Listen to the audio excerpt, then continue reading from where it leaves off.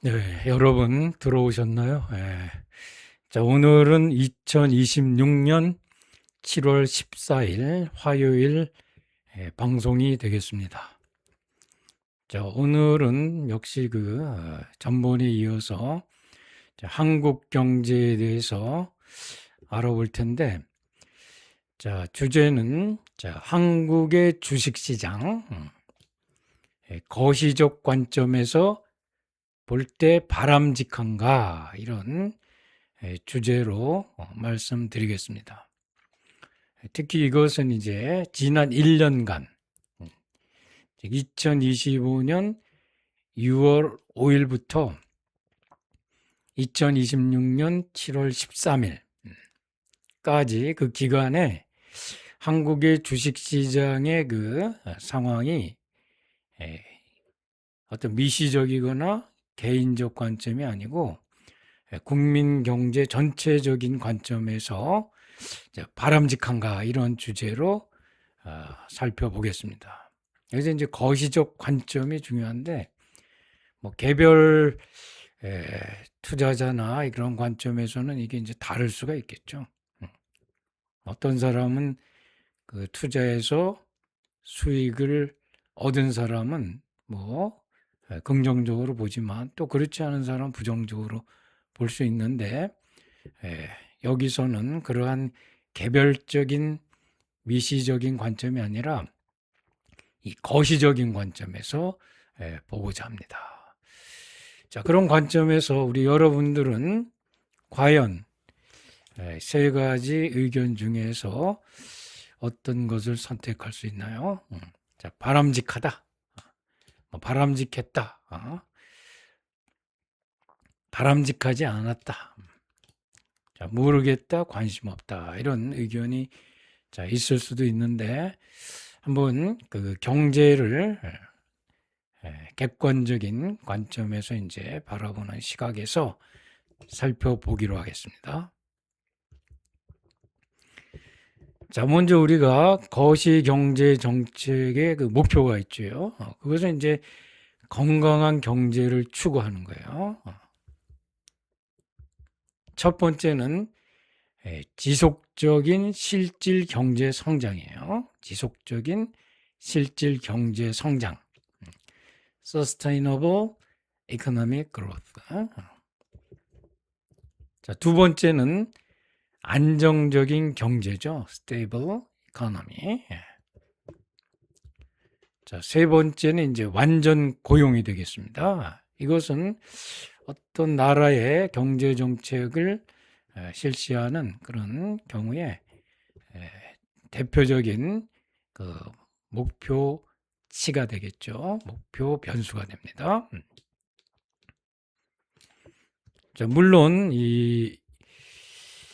이런 그 종합 주가 지수의 최고치 갱신 뭐 이런 것을 이제 목표로 삼는 경우는 이제 거의가 없는데 이제 한번 이것도 한번 살펴보기로 하죠. 자, 이 경제 안정이라는 게 굉장히 중요한데 그 실패 사례를 보면은 자, 1차 세계 대전이 끝난 후 독일에서 보면은 이 통화량이 천문학적으로 늘었어요. 자, 지수가 여기 보면 100에서 천문학적이죠. 이거 어떻게 셀 수가 없어요. 물가가 역시 마찬가지로 천문학적으로 뛰었습니다. 자, 이 당시는 아침에 쌀을 사러 갈 때는 자루에다가 돈을 들고 갔지만 저녁에는 리어카에다가 돈을 가득 싣고 가야지만 쌀을 살 수 있었습니다. 그 정도로 이제 혼돈 상황이었고 이것을 우리는 이제 지진에 비교해. 지진. 불안한 거죠. 지진. 지진이 일어났을 때는 우리가 그냥 그 자리에 있을 수 없잖아요. 그래서 이 지진에 비교할 정도로 뭐 헝가리도 이 정도가 덜하지만은 뭐 만 배, 10만 배 정도 그렇죠. 이렇게 뛰었죠. 자, 이때는 이제 10배고 1000배, 만 배 뭐 이런 식이 되겠죠. 통화량이 급증하면서 물가가 뛰는, 즉 지진이 지진. 이 경제 안정 자체가 지진이에요. 뭐 예를 들어서 물가가 뛰면은 기업 입장에서는 뭐 좋죠. 뭐 가격이 오르니까. 하지만 국민 경제 입장에서 보면 이것은 지진인 거예요. 지진. 그래서 경제 안정화 자체가 그 자체로서 하나의 목표가 되는 겁니다. 자, 우리나라 최근 1년간 2025년 6월부터 7월까지 13일까지 그 상황을 보면은 이러한 추세로 지금 올라갔죠. 이렇게 올라갔어요. 엄청나게 올라갔죠. 자, 1년간입니다. 자, 그런데 우리나라의 그 지수, 주가 지수가 그 기준 연도가 있어요. 지수기 때문에 기준 연도가 항상 존재하는데 그게 1980년이에요. 그때가 지수가 100입니다. 100. 이게 기준이에요. 그러면은 2025년 6월 5일, 즉 거의 45년간 100에서 2800이 됐던 거예요. 2812가 됐어요. 100에서 45년 동안 100에서 2812가 됐던 거예요. 자, 그런데 최근에 들어와서 2025년 6월 5일 2800선에서 거의 9천까지 갔어요. 9천까지. 자, 원인은 얘기 안 하겠습니다. 여기서는 뭐가 어땠다 저땠다, 이 원인이 뭐냐, 뭐 이건 뭐 다른 유튜브나 강의를 통해서 이해하시면 되는데 여기서는 그런 원인을 얘기하지 않습니다. 일단 현상만 얘기합니다. 자, 1년 동안은 엄청나게 올라. 45년 동안 100에서 2800인데 1년 동안에 2800에서 9000이 됐어요. 자, 이 현상이죠. 물론 이제 그 구체적인 원인을 뭐 얘기하기보다는 대략적인 추세를 보면은 한국 경제의 돈의 흐름을 어떤 주체인지는 잘 모르겠지만, 그렇죠. 예를 들어서 다른 쪽으로 돈이 흐르는 걸 막아놓고 이쪽으로 돈이 흐르게 만들어내는 그런 거는 그냥 볼 수가 있어요. 그렇죠. 이 돈이죠. 이게 지금 주가 지수라는 거는 어떤 실질 생산이나 이거하고 관련이 없죠. 생산이 아니죠. 이런 어떤 페이퍼머니, 이런 거품 뭐 이런 거잖아요. 솔직히. 여하튼 이렇게 장기간 이렇게 꾸준히 증가하던 것이 1년 동안에 엄청나게 이제 높아졌다. 여하튼 뭐 높아진 게 뭐 좋다. 이런 것도 여러분들 한번 생각해 봐야 돼요. 뭐 높을수록 좋다. 그럼 물가도 높을수록 좋은 거예요? 아니잖아요. 높을수록 좋은 것도 한번 생각을 해봐요. 국민 경제 입장에서는. 개별 투자라서는, 투자자 입장에서는 뭐 이렇게 올라도 좋겠죠. 그렇잖아요. 이거는 개인적인 판단이 아니고 한국 경제라는 거시적인 관점에서 지금 얘기하는 거예요. 자, 한번 지난 한 달간을 보죠. 한 달간을 보면 일별 등락률이 한 달간이죠. 6월 25일부터 7월 13일. 자, 한 달간이니까 아마 여기에 속할 거예요. 여기 이렇게 퍼센테이지로 한번 봤어요. 하루 전일 대비 등락률을 한번 봤어요. 자, 보시면은 자, 이렇게 10%가 떨어졌다가 또 3%, 5% 올랐다가 또 5%, 5.8% 떨어졌다가 또 잠깐 올랐다가 또 거의 8%가 떨어졌다가 또 좀 올랐다가 또 5% 가까이 떨어졌다. 또 올랐다가 7월 13일 어제죠. 어제는 거의 9%가 떨어졌어요. 자, 여러분들 보세요. 자, 10%가 떨어졌다는 건 뭐예요? 대충 이거를 기준으로 봤을 때 거의 800포인트 이상이 왔다 갔다 했대. 800포인트가. 그렇죠? 이때 8%도 마찬가지죠. 몇백 포인트예요. 자, 보세요. 이걸 기준으로 봤을 때 2800 기준으로 봤을 때 800포인트가 하루에 떨어졌다가 또 500포인트가 올랐다. 이렇게 생각해 보세요. 물론 개별적인 입장에서는 뭐 오르면 좋죠. 물론 이제 또 잃은 사람들은 뭐 나쁘죠. 그렇지만 지금은 국민 경제 전체 입장에서 보는 거예요. 자, 국민 경제 전체 입장에서 이렇게 등락률이 극심하다는 것은 지진이나 마찬가지. 지진이에요, 지진. 자, 사람의 비교해도 혈압이 10이 됐다가 혈압이 200이 됐다가 또 하루는 30이 됐다가 또 200이 됐다가 이렇게 혈압이 왔다 갔다 하면 어떻게 되겠어요? 건강하지 않잖아요. 마찬가지.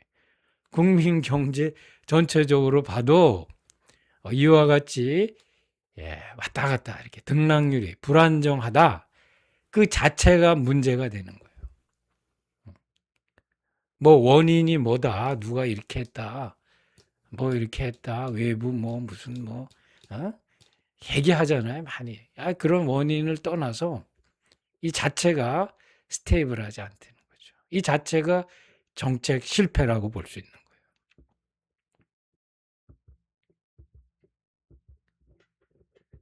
자, 요약을 하고 결론을 맺자면 경제적 안정 그 자체가 중요한 거시적 정책 목표입니다. 그리고 종합주가 지수를 정책 목표로 삼는 정부는 찾아보기가 힘들어요. 자, 실질 경제 성장률을 목표로 하죠. 그것도 지속적인 경제 성장이에요. 거기 실질이 들어갑니다. 만약에 그냥 명목 경제 성장률을 올린다 그러면은 그거 10% 20% 달성하기 쉬워요. 왜냐하면 돈을 찍어내서 물가를 올리면 경상 GDP, 명목 GDP는 올라가거든요. 그렇게 실질을 정책 목표로 삼지 어떤 그 명목이라든가 이런 것을 목표로 삼지 않습니다. 자, 이 주식시장은 뭐죠, 이게? 이거는 어떻게 보면 중요한 역할을 하지만 주식시장이 그 지표는 껍데기입니다. 실질의 껍데기예요. 버블이 될 수도 있어요. 그래서 어제 같은 경우도 보면은 뭐 하이닉스가 뭐 얼마 떨어지니까 뭐 시가총액이 뭐 몇 조가 날라가 이런 얘기를 하잖아요. 이 자체 보면 경제 정책을 하는 입장에서는 이 껍데기예요. 이런 거를 이런 변동을 줄이는 게 목표가 돼야 되는 거예요. 자, 경제적 안정의 관점에서 보면은 자, 과거 45년간 추세에 비해서 코스피 지수 급등은 과도했다. 즉 1980년을 100으로 봤을 때 어때요? 45년간 2,800까지 갔거든요. 근데 2,800에서 지난 1년간 9,000까지 갔어요. 과도하지 않나? 뭐 원인은 얘기 안 합니다. 어떤 분들은 뭐 그게 반도체가 좋아서 그렇다. 뭐가 어떤 정부가 뭐 주택 시장을 막아놓고 뭐 이렇게 얘기하지만 뭐 그건 여기서 그 원인을 찾기 위한 것이 아니고 일단은 그 추세가 과도하다. 지난 1개월 동안의 등락률은 지진이다, 지진. 지진이나 마찬가지. 이 지진이 지진 왔다 갔다 흔들리죠. 이게 그렇죠.